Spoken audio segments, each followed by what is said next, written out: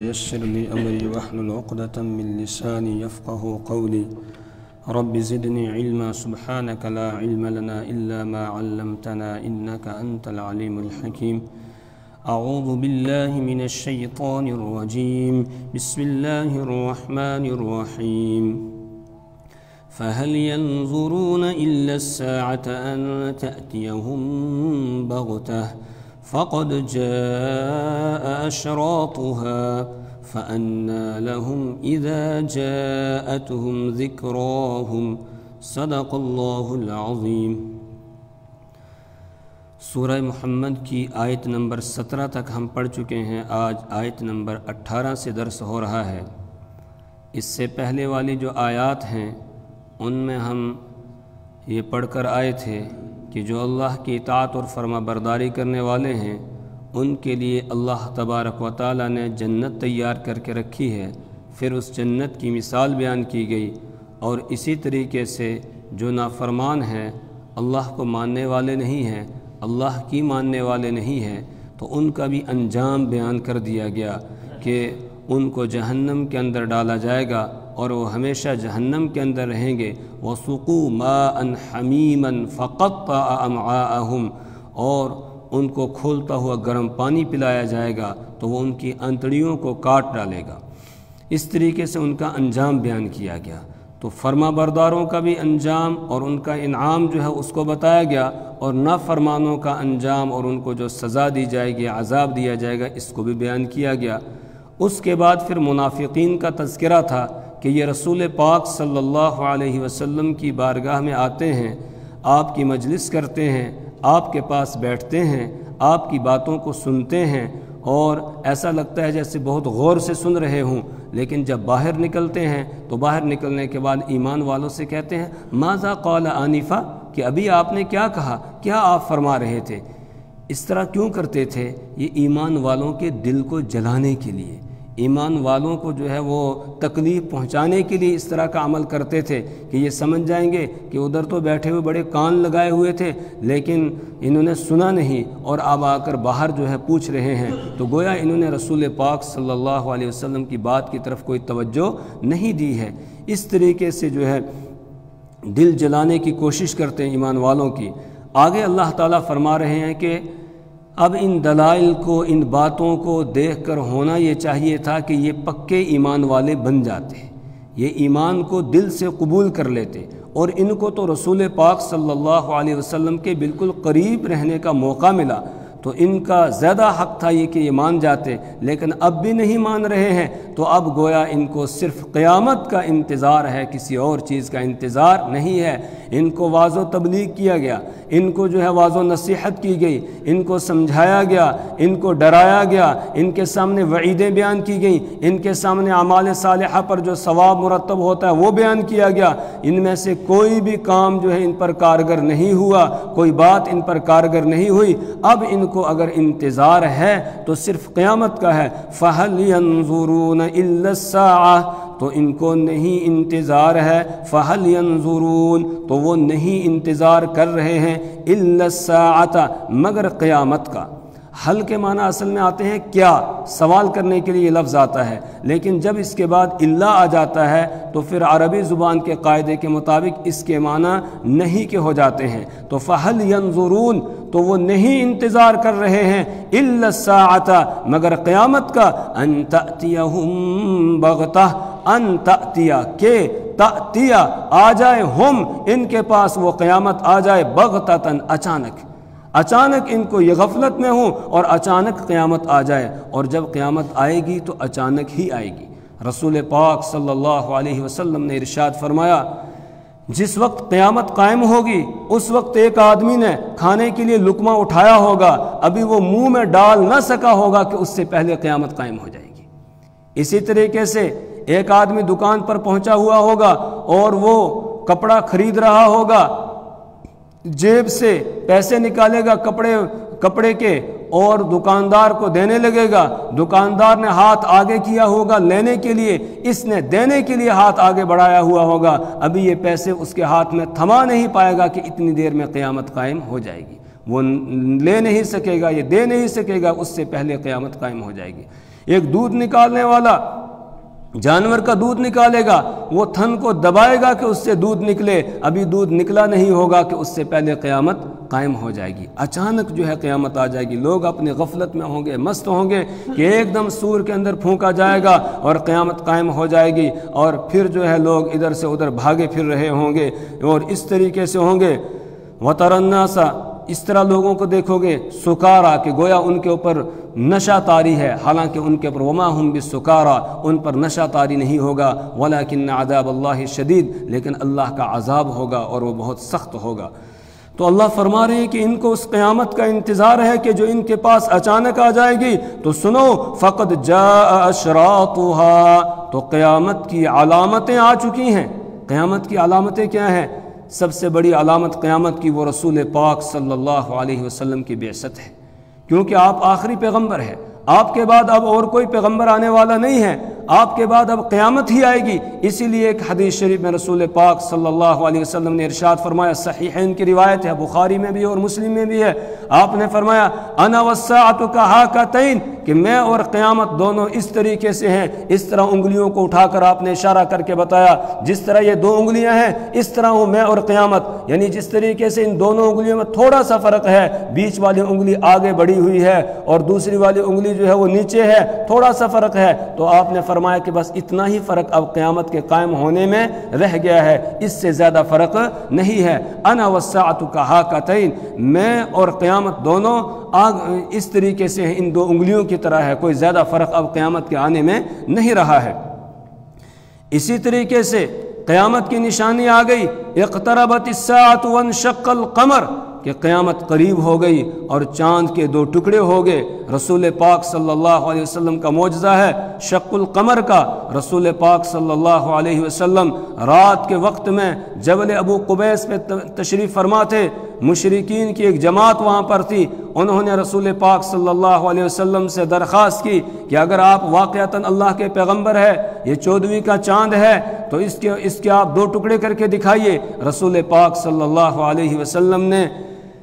انگلی سے اشارہ کیا، چاند کے دو ٹکڑے ہو گئے اور دونوں ٹکڑوں کے درمیان فاصلہ ہو گیا، اس کے بعد پھر وہ جڑ گئے، لیکن مشرکین نے نہیں مانا۔ پہلے کہا تھا اگر آپ دو ٹکڑے کر دیں گے ہم مان لیں گے، اب کہنے لگے آپ نے یہ جادو کے زور پر کیا ہے، آپ جادوگر ہیں، ماننے سے انکار کر دیا۔ اس پر اللہ تبارک و تعالیٰ نے سورۃ القمر جو ہے وہ نازل فرمائی اور بتائے اقتربت الساعہ، قیامت قریب آ گئی، وانشق القمر، اور چاند کے دو ٹکڑے ہو گئے ہیں۔ چاند کے دو ٹکڑے ہو گئے، اس سے معلوم ہوا اب قیامت قریب ہے، کیونکہ جب قیامت قائم ہوگی اس وقت یہ سورج بھی درہم برہم ہو جائے گا، چاند کے بھی ٹکڑے ٹکڑے ہو جائیں گے، آسمان کے ٹکڑے ٹکڑے ہو جائیں گے، زمین کے ٹکڑے ٹکڑے ہو جائیں گے۔ تو یہ بتایا گیا فقد جاء اشراطها، کہ قیامت کی علامتیں آ چکی ہیں۔ اس کے علاوہ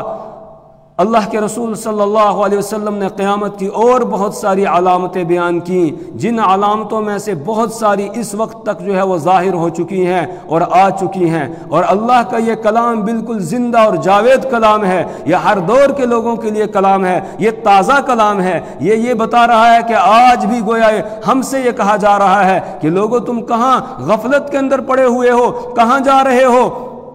کس دنیا کے پیچھے پڑھ کر اپنی آخرت کو خراب کر رہے ہو؟ قیامت تو بالکل قریب آ گئی ہے اور قیامت کی علامتیں ظاہر ہو گئی ہیں۔ اقترب للناس حسابهم وهم في غفلة معرضون، لوگوں کا حساب ان کے قریب آ لگا ہے لیکن وہ غفلت کے اندر پڑے ہوئے ہیں اور ابھی بھی وہ اعراض میں لگے ہوئے ہیں، ابھی بھی وہ اللہ کے حکموں کو پورا نہیں کر رہے ہیں، ابھی بھی اللہ کی اطاعت اور فرما برداری میں نہیں کر رہے ہیں۔ کیا وہ قیامت کو دور سمجھ رہے ہیں؟ انہم یرونه بعیدا ونراہ قریبا، وہ قیامت کو دور سمجھ رہے ہیں، ہم تو اسے بالکل قریب سمجھ رہے ہیں۔ قیامت کی علامتیں آ گئی ہیں۔ رسول پاک صلی اللہ علیہ وسلم نے بہت ساری علامات جو ہیں وہ قیامت کی بیان فرمائی ہیں۔ ایک موقع پر آپ نے فرمایا قیامت کی علامتوں میں سے یہ ہے کاسیات عاریات،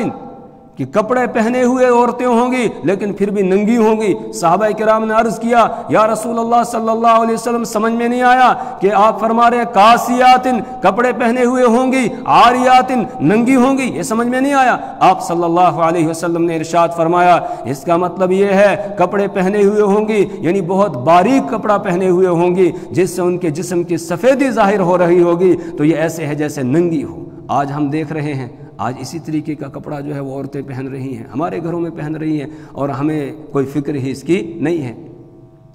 پھر آپ نے ارشاد فرمایا اس کا مطلب یہ ہے اتنا جو ہے وہ ٹائٹ کپڑا پہنیں گی، اتنا تنگ کپڑا پہنے گی کہ جس سے ان کے جسم کے اعضاء جو ہے وہ ظاہر ہو رہے ہوں گے۔ آج وہی زمانہ ہے، ہم دیکھ رہے ہیں ہمارے گھروں کی عورتیں اسی طریقے کا کپڑا پہنتی ہیں، ٹائٹ لباس پہنتی ہیں، اور ہمیں اس کی کوئی فکر نہیں ہے۔ اسلام کی تعلیم یہ ہے کہ مرد ہو یا عورت ہو، اس کا لباس ڈھیلا ہونا چاہیے، جس سے جسم کے اعضاء جو ہے ان کا ابھار جو ہے، ان کا موٹاپا اور ان کا باریک پن یہ ظاہر نہ ہو۔ ڈھیلے کپڑے ہونے چاہیے، لیکن ٹائٹ کپڑے پہنتے ہیں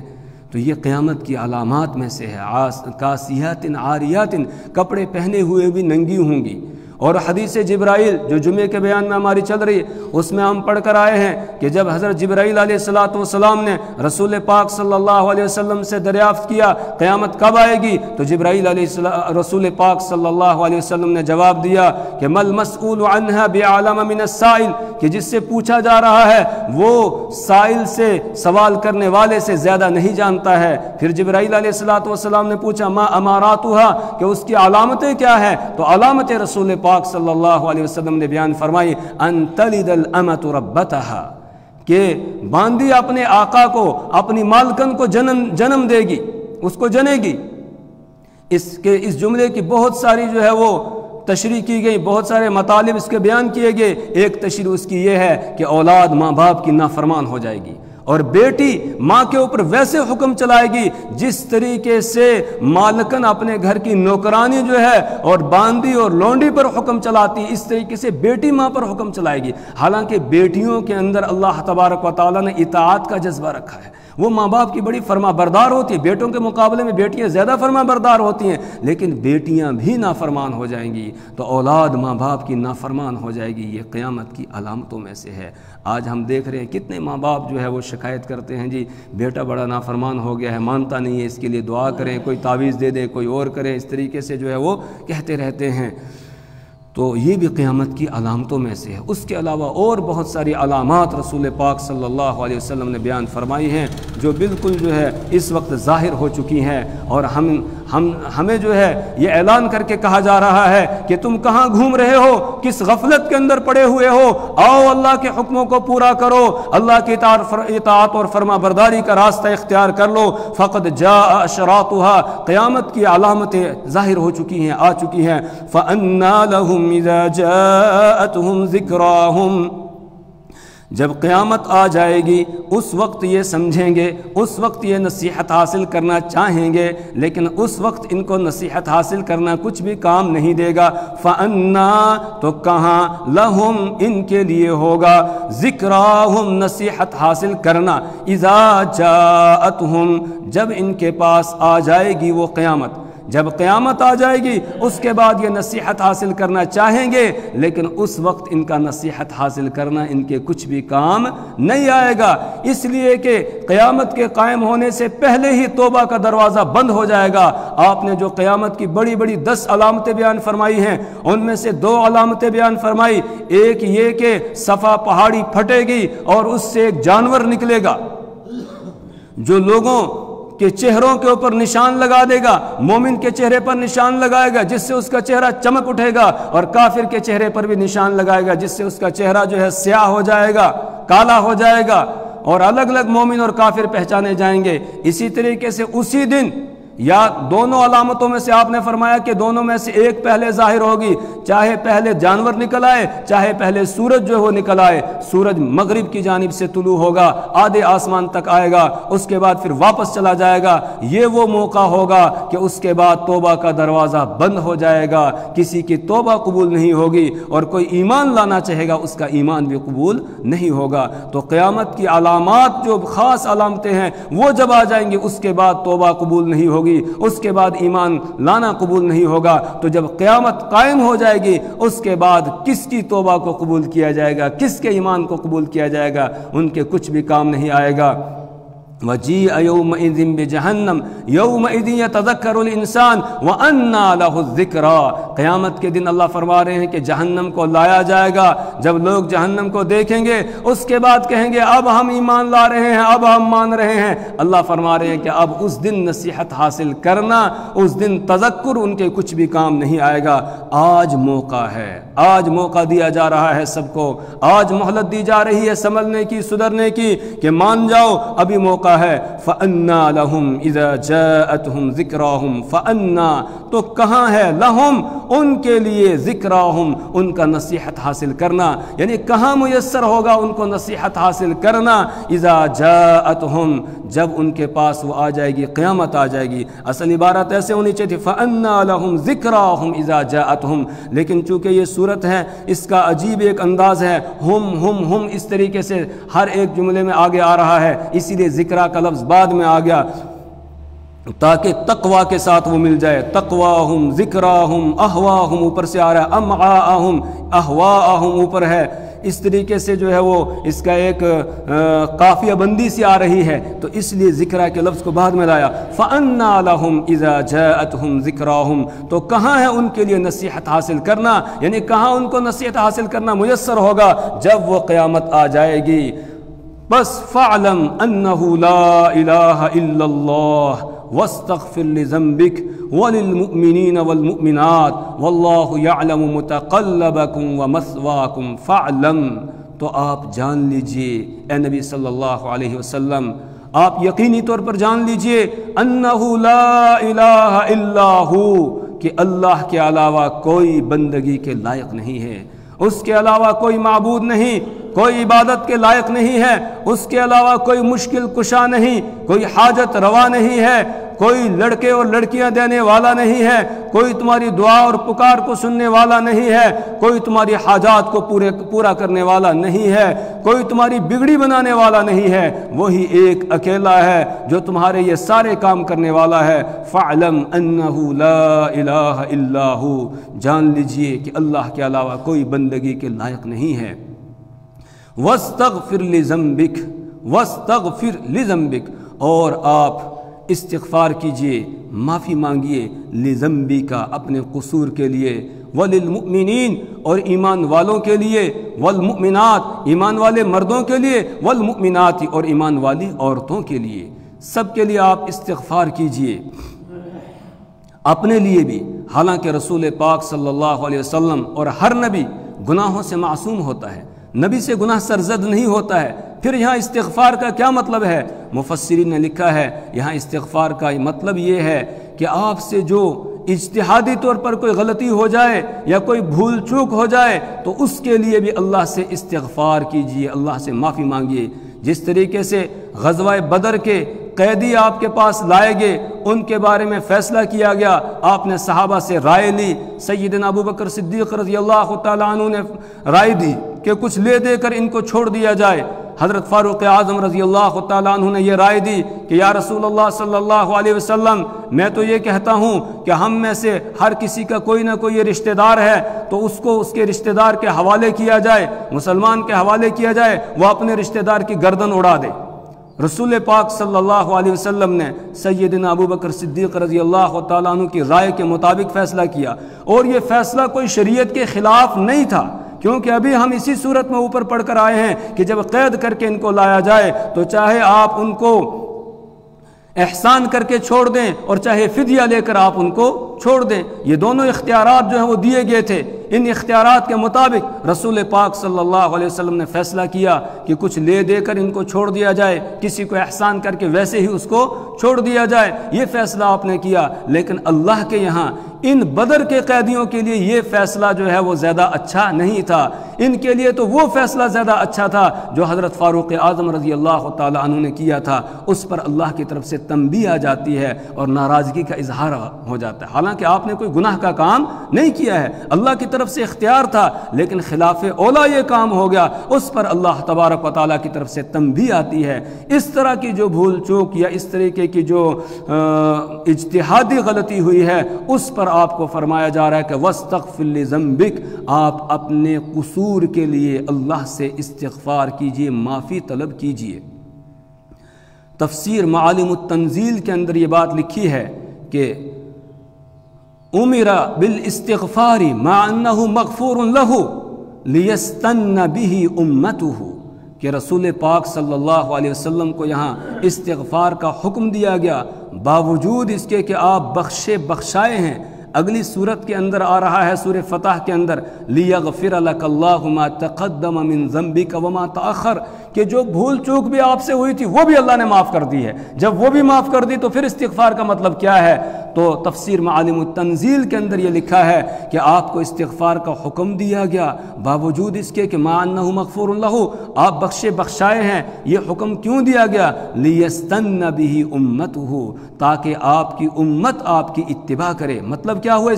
اس کا مطلب یہ ہے کہ حکم آپ کو دیا جا رہا ہے، سنایا جو ہے وہ امت کو جا رہا ہے، کہ جب تمہارے نبی کو استغفار کا حکم دیا جا رہا ہے پھر تمہیں کتنا استغفار کرنا چاہیے۔ اور حدیث شریف میں ہے رسول پاک صلی اللہ علیہ وسلم نے فرمایا کہ میں روزانہ 100 سے زائد مرتبہ استغفار کرتا ہوں۔ ایک روایت میں ہے کہ ہر مجلس کے اندر میں 100 سے زائد مرتبہ استغفار کرتا ہوں۔ جب رسول پاک صلی اللہ علیہ وسلم استغفار کر رہے ہیں تو ہمیں کتنا استغفار کرنا چاہیے؟ لہذا ہمیں چاہیے ہم بھی صبح شام استغفار کی کم از کم ایک تسبیح تو ہم کر لیں، استغفر اللہ ربی من کل ذنب واتوب الیہ۔ اور جس وقت ہم استغفار کر رہے ہوں اس وقت ہمارا تصور یہ ہو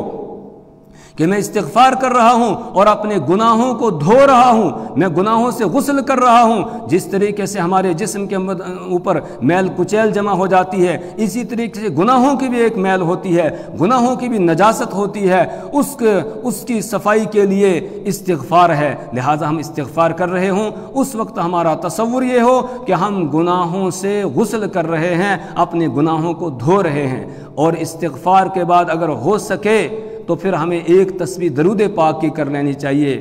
درود پاک کوئی بھی چھوٹا ہو بڑا ہو، جو درود پاک ہمیں یاد ہے تو وہ درود پاک ایک تسبیح ہم کر لیں، اور اس وقت ہمارا تصور یہ ہو کہ غسل کیا ہم نے استغفار کے ذریعہ سے، اب درود پاک پڑھ کے ہم اپنے جسم کو معطر کر رہے ہیں، عطر لگا رہے ہیں، خوشبو لگا رہے ہیں اپنے جسم پر، یہ تصور ہو۔ اس تصور کے ساتھ درود پاک جو ہے وہ پڑھا جائے۔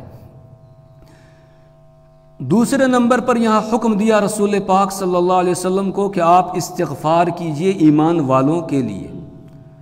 پہلے آپ کو خود اپنے لیے حکم دیا، اس کی دو تفسیریں میں نے بتا دی کہ ایک تو یہ کہ جو آپ سے بھول چوک ہوئی ہے اس پر آپ استغفار کیجئے، دوسرے نمبر پر یہ کہ آپ کو خطاب کیا جا رہا ہے لیکن سنایا جا رہا ہے آپ کی امت کو، کہ امت کو چاہیے کہ وہ استغفار کرے۔ دوسرے نمبر پر آپ کو یہ حکم دیا کہ للمؤمنین، ایمان والوں کے لیے آپ استغفار کیجئے۔ اس میں تفسیر معالم التنزیل کے اندر لکھا ہے کہ ھذا اکرام لہذہ الامہ،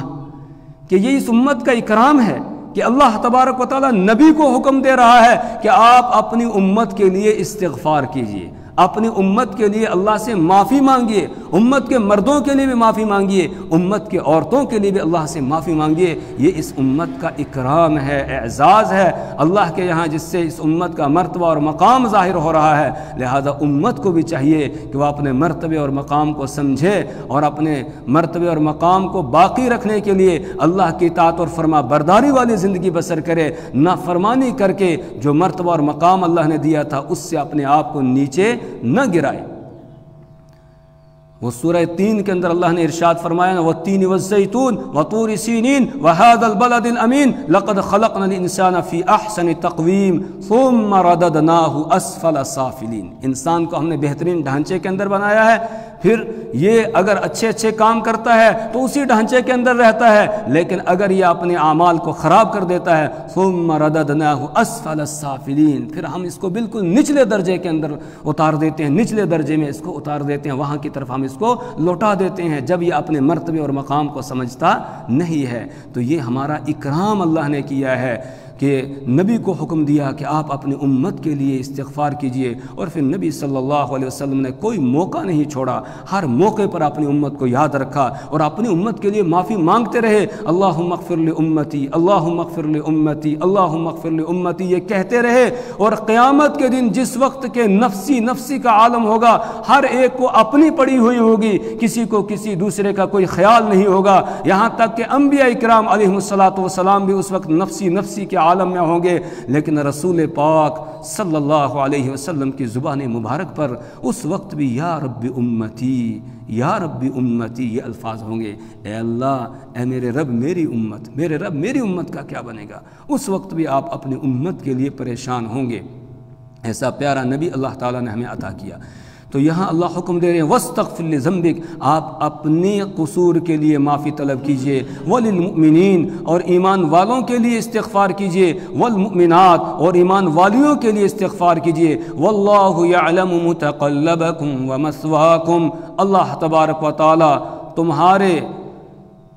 تمہارے چلنے پھرنے کو بھی جانتا ہے، وَمَثْوَاكُمْ اور تمہارے ٹھہرنے کو بھی جانتا ہے۔ اللہ تمہارے چلنے پھرنے کو بھی جانتا ہے، تمہارے ٹھہرنے کو بھی جانتا ہے، یعنی تمہاری ہر حالت جو ہے وہ اللہ کے سامنے ہے۔ لہٰذا جب ہر حالت تمہاری اللہ کے سامنے ہے تو اب تم ایسے زندگی بسر کرو جیسے ہماری کوئی نگرانی کر رہا ہے، کوئی ہمیں دیکھ رہا ہے، ہمارا مالک ہمیں دیکھ رہا ہے، ہم اس کی نگاہ کے اندر ہے ہر وقت، اور جب ہر وقت ہم اس کی نگاہ کے اندر ہے، اس کی نگرانی میں ہے، پھر ہمیں اس کی اطاعت والی زندگی بسر کرنی چاہیے اور نافرمانیوں سے بچنا چاہیے۔ جس طریقے سے ایک مزدور ہوتا ہے، اس کو مزدوری پہ لگایا جاتا ہے، جب تک مالک وہاں رہتا ہے وہ کام کرتا رہتا ہے، اور جیسے مالک وہاں سے ہٹتا ہے تو بس وہ بیٹھ جاتا ہے، کام کو چھوڑ دیتا ہے۔ تو یہ تمہاری حالت نہیں ہو سکتی، کیوں؟ اس لیے کہ تمہارا مالک تو ایسا ہے کہ جو ہٹتا ہی نہیں ہے، جو 24 گھنٹے تمہیں دیکھ رہا ہے، ہر آن تمہیں دیکھ رہا ہے، کوئی ایسا لمحہ ہے ہی نہیں کہ جب تم اس سے غائب ہو سکو۔ تو لہٰذا تم اس کی اطاعت اور فرما برداری والی زندگی بسر کرو۔ اللہ سے دعا کریں اللہ تعالی ہمیں اپنی کتاب کی سمجھ اور فہم عطا فرمائے، اللہ اس کے مطابق عمل کرنے کی توفیق عطا فرمائے۔ اللہ تبارک و تعالی ہمیں اعمال صالحہ کی توفیق عطا فرمائے، برے اعمال سے اللہ تعالی ہماری نسل